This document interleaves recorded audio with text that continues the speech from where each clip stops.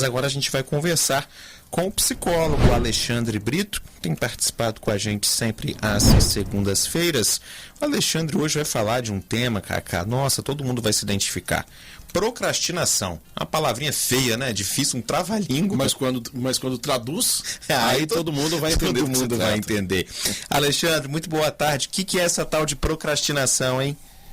Boa tarde, Leandro. Boa tarde, Cacá. Boa tarde, pessoal que nos ouve agora. Olha, a procrastinação, em bom português, é o famoso empurrar com a barriga, né? Muitas vezes também é aquilo que você deixa para a última hora, ou por um excesso de confiança, ou por uma falta de confiança, né? Na verdade. Então, a procrastinação é aquilo que você, diante de ou uma obrigação, ou diante de algum desejo, você não necessariamente faz uma linha reta em direção àquilo que você quer ou precisa fazer. Mas você circula, você dá voltas e nem sempre você conclui. Agora, Alexandre, a procrastinação, ela pode ser, em alguns momentos, involuntária. Às vezes, assim, por exemplo, você está trabalhando, ainda mais agora com a internet, você está aqui numa aba super concentrado, de repente você viu alguma coisa, quando você percebe, você já está vendo um vídeo, você já está numa outra página, você está realmente procrastinando ali involuntariamente. Ou tem gente que realmente faz isso de caso pensado, com a ideia mesmo de ir deixando para lá e deixando para lá.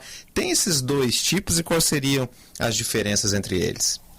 Olha, isso que você está trazendo de fato pode acontecer, ainda mais com as redes sociais, né? Com tanta informação, notificação. Ali a gente recebe o tempo todo informações nas redes sociais, a gente quer acompanhar alguma postagem que a gente fez, algum e-mail que a gente recebeu, enfim. De fato, isso é até uma forma de evitar a procrastinação. Se você desfazer ali as notificações, se você se afastar de meios que vão ali te distrair. Na verdade, não necessariamente a procrastinação é de caso pensado. E aí eu vou dividir em duas para vocês tentarem ali, cada um que nos ouve, se identificar para ver qual é mais ou menos o seu caso de procrastinação. Então você pode procrastinar alguma coisa, alguma atividade, alguma obrigação, quando isso não é parte do seu desejo.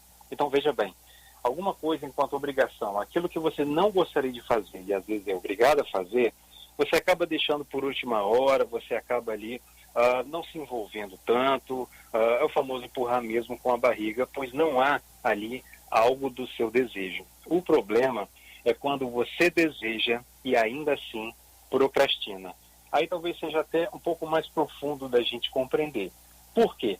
Teoricamente não faria sentido, na verdade, você querer algo e não fazer. Pelo contrário, se afastar disso mesmo desejando. Na verdade, a gente tem uma relação com o sucesso ambígua com a realização.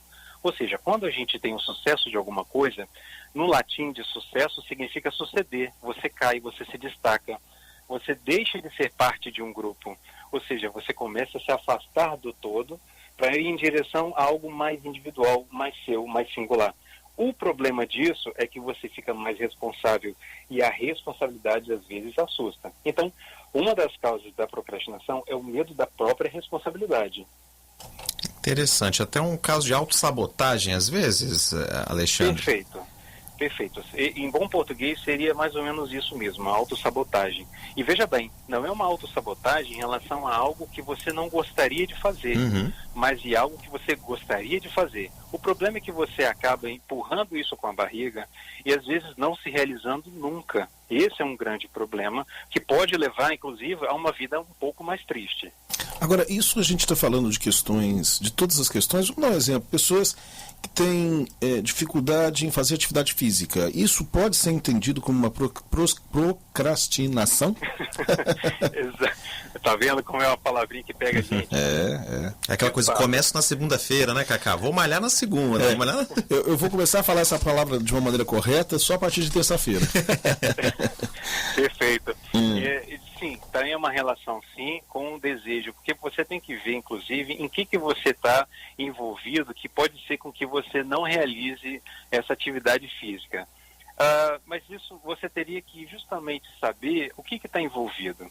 Que muitas vezes, por exemplo, você procrastina uma coisa para estar em outra, né? E outra coisa também, como eu estava falando há pouco de responsabilidade, veja bem, se você procrastina algo que exige uma responsabilidade, É justamente esse medo que a gente está falando.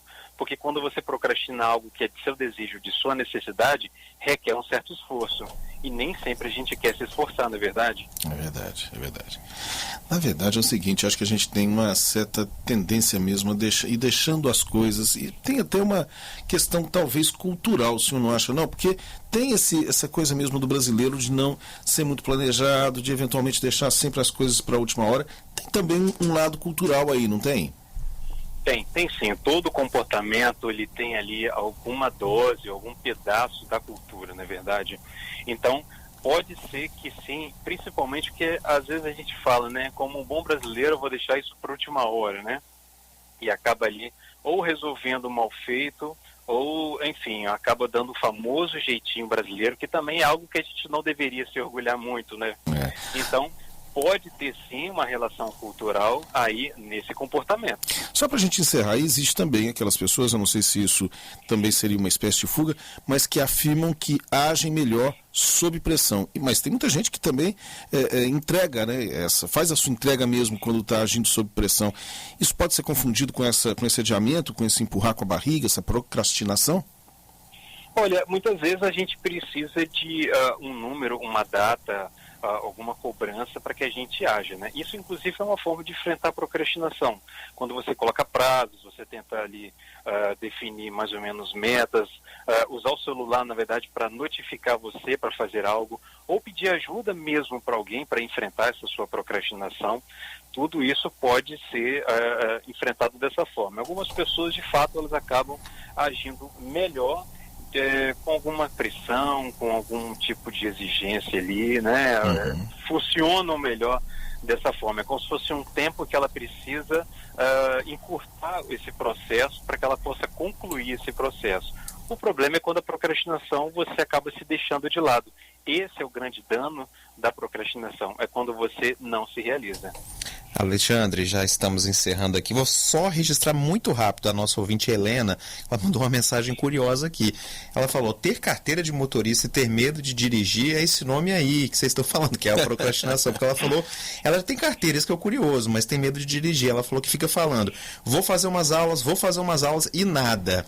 Então, Helena, vamos criar coragem aí, parar de empurrar com a barriga. Ela já está com a carteira, né? Que é o mais difícil. O mais difícil.